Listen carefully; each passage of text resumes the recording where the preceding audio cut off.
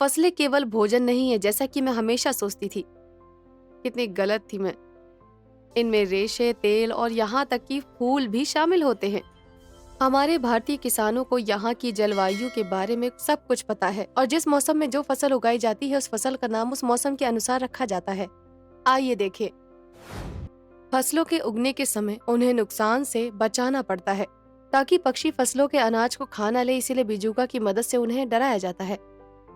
फसल पीड़कों को नष्ट करने के लिए किसान पीड़कनाशकों या कीटनाशकों का उपयोग करते हैं। आज के समय में ऐसे रसायनों का उपयोग बहुत ज्यादा किया जा रहा है। खेत से बाजार में लाए गए अनाज, फलों और सब्जियों में पीड़कनाशकों का लेप होता है। इसलिए उपयोग से पहले इन रसायनों को धोना बहुत जरूरी है। भारत में फसलों की खेती के लिए दो मुख्य मौसम हैं, खारिफ, राबी। खारिफ फसल के लिए बुआई जून से जुलाई में की जाती है। बारिश के मौसम के अंत में सितंबर या अक्टूबर में खारिफ फसलों की कटाई की जाती है।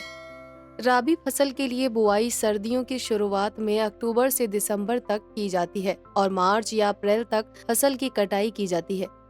गेहूं राबी की फसल है और धान खारिफ की फसल के लिए एक अच्छा उदाहरण है।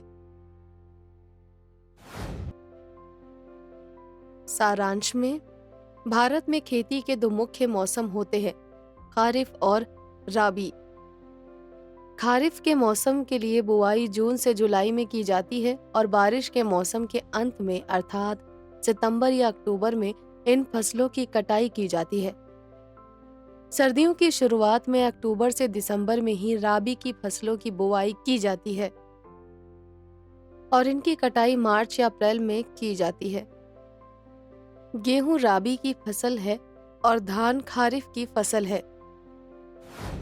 फसल चक्र, यह शब्द मेरे दिमाग में एक मजेदार छवि बनाता है। मैं कल्पना कर सकती हूँ कि किस तरह टमाटर मक्के को मिट्टी के बाहर धक्का देकर बोलेगा, चलो अब मेरी बारी है मिट्टी में रहने की, और किस तरह गाजर सबसे छुप कर खुद मिट्टी में उगती है ताकि उसे कोई देख न सके। आइए इस बारे में और जानें और देखें कि ये वास्तव में होता है या सिर्फ मेरी कल्पना ही है ये। Keep imbibing. We believe in you.